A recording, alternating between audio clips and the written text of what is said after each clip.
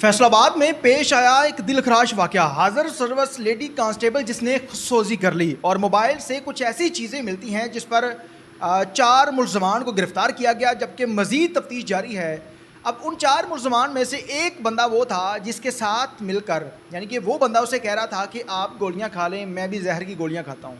अब जाहिर सी बात है कि दोनों की कुछ ऐसी चीज़ें एक ग्रुप के हत्थे लग गई जो उन्हें ब्लैकमेल कर रहा था, या कोई मामला और था पीछे। लड़के ने जहर की गोलियां ना खाई जबकि लड़की ने खा ली और उसकी चंद मिनटों के बाद मौत वाक़या हो गई। पुलिस में जॉब करने वाली वो लड़की खुद सोजी क्यों करती है, उसके पीछे छुपी असल कहानी क्या थी, वो तमाम तर तफसीलात आज के इस व्लॉग में आप लोगों के साथ शेयर करने। नाज़रीन, आप देख रहे हैं मेरा डिजिटल चैनल, मैं हूं आपको इस्बार उमर अली। एक ऐसा दर्दनाक वाक़या आप लोगों के साथ शेयर करने जा रहा हूं जिसे सुनने और देखने के बाद यकीनन आप खौफज़दा हो जाएंगे। और ना ये कोई पाकिस्तान की तारीख़ का पहला वाक़या है, मेरे ख्याल में ना ये कोई आखिरी वाक़या होगा। बहुत सारी ख़वातीन खुद सोजी इस वजह से कर लेती हैं कि कुछ चीज़ें उनकी ज़िंदगी में ऐसी हो जाती हैं जिन्हें वो शायद बर्दाश्त नहीं कर सकती।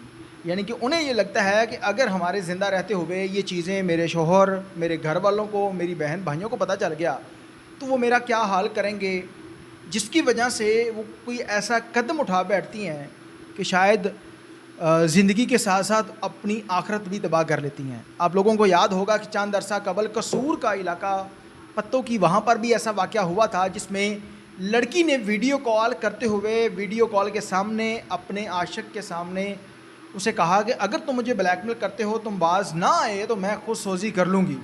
लड़के ने कहा कि शौक़ से करो, मुझे कोई मसला नहीं है। अब लड़के के सामने खुद उसने अपने गले में फंदा डाला और ख़ुद को फंदा लगा लिया।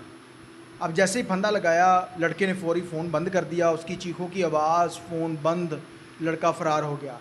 घर वाले आते हैं और उसके बाद जब उन्होंने दीवार फैलाकर देखा, लड़की अंदर मुर्दा हालत में लटकी हुई है, जिसके बाद FIR दर्ज हुई है। आज भी वो शख्स जेल के अंदर है। ये जो वाक़या है जिसमें लेडी कांस्टेबल जिसने खुदसोजी की है, ये वाक़या फैसलाबाद का है।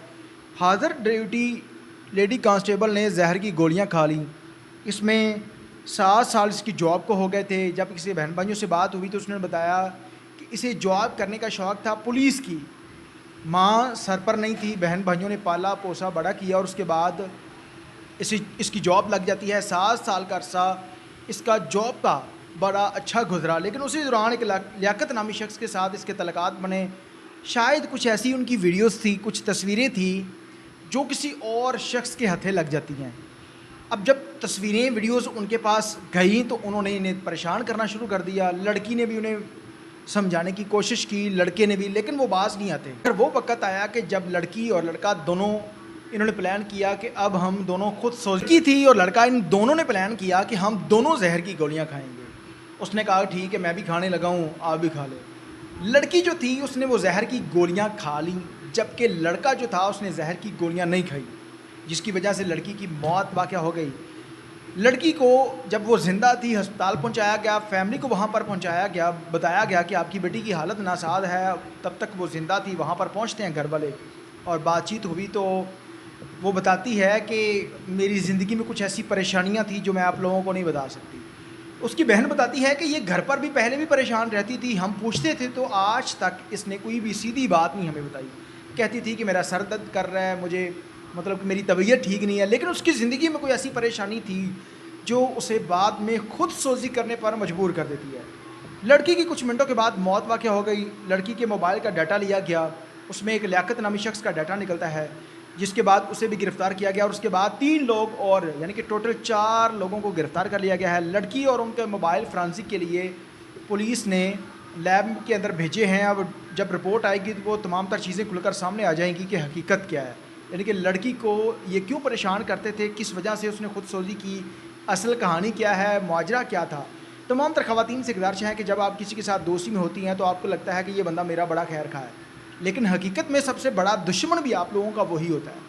अगर आपका कोई वीक पॉइंट, आपकी कोई ऐसी तस्वीर, कोई ऐसी वीडियो उनके हथे लग गई तो वो बाद में आपको ऐसा परेशान करेगा कि आपके सामने मौत के अलावा कोई ऐसा रास्ता नहीं होगा। क्योंकि खातून, एक औरत, लड़की के पास उसकी इज़्ज़त के अलावा उसकी सबसे ज़्यादा कीमती जो चीज़ होती है वो उसकी इज़्ज़त होती है। लेकिन जब वो ऐसी मुश्किलात को देखती है तो फिर उसके पास सिर्फ़ एक रास्ता होता है खुदसोजी का।